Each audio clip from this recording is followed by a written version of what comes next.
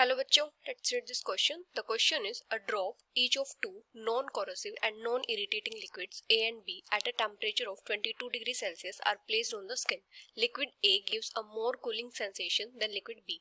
Which of the following can be said about the liquids A and B? And the options are liquid A has higher boiling point than that of liquid B.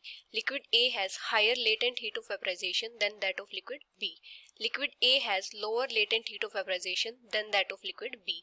The boiling points of liquid A and B are equal. तो यहाँ पे हमारा की concept क्या हो जाएगा? अगर हम बात करें लेटेंट हीट ऑफ वेपराइजेशन की, लेटेंट हीट ऑफ वेपराइजेशन, तो लेटेंट हीट ऑफ वेपराइजेशन क्या होती है? ये किसी भी सब्सटेंस की एक फिजिकल प्रॉपर्टी होती है और ये होती क्या है? किसी भी लिक्विड सब्सटेंस के एक यूनिट मास को उसके गैसियस फेज में कन्वर्ट करने के लिए किसी कांस्टेंट टेम्परेचर पे कितना अमाउंट ऑफ हीट की रिक्वायरमेंट है. Amount of heat that is required to convert a unit mass of liquid substance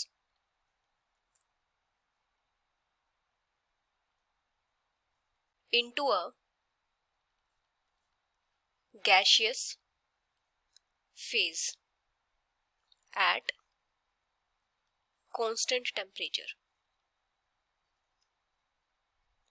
तो इसको हम बोलते हैं लेटेंट हीट ऑफ वेपराइजेशन. जब भी कोई मटेरियल लिक्विड स्टेट में होता है तो ये क्या करता है? एनर्जी प्रोवाइड करता है और ये चेंज हो जाता है अपने लिक्विड फेज से वेपर फेज में और यहाँ पे जो एनर्जी एब्जॉर्ब होती है उसको हम बोलते हैं लेटेंट हीट ऑफ वेपराइजेशन. अभी यहाँ पे क्या बोला है कि एक एक ड्रॉप है, दो लिक्विड है ए और बी और टेम्परेचर है 22 डिग्री सेल्सियस.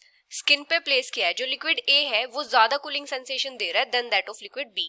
तो इन दोनों में कंपैरिजन क्या होगा? तो यहाँ पे क्या होगा? जो लिक्विड है वो इवेपोरेट हो रहा है bye gaining energy from skin molecule और इसलिए वो क्या कर रहा है? कूलिंग इफेक्ट दे रहा है. तो यहाँ पे क्या है? जो लिक्विड ए है वो ज्यादा कूलिंग सेंसेशन दे रहा है. इसका मतलब जो लिक्विड ए है वो इजीली वेपोराइज हो रहा है in comparison to liquid B. तो इसका मतलब क्या हो जाएगा कि वो इजीली वेपोराइज हो रहा है. इसका मतलब लिक्विड ए का जो हीट ऑफ वेपोराइजेशन है वो कम होगा than that of liquid B.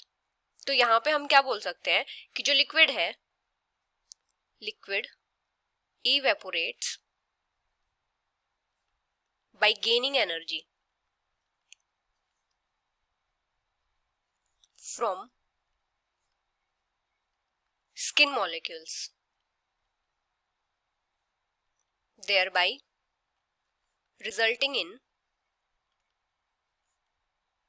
cooling effect. तो यहां पे क्या हो रहा है कि लिक्विड ए ज्यादा कूलिंग सेंसेशन दे रहा है. Liquid A gives more cooling sensation than liquid B. इसका मतलब क्या है कि लिक्विड ए इजीली वेपोराइज हो रहा है. Means liquid A is easily vaporized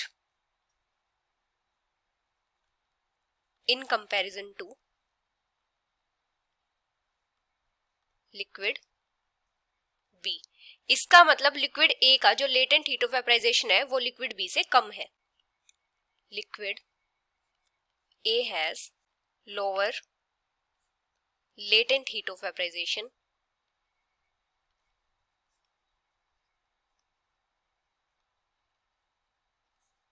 than that of liquid B. और लिक्विड ए का जो बॉइलिंग पॉइंट होगा वो भी लिक्विड बी से कम होगा. Lesser boiling point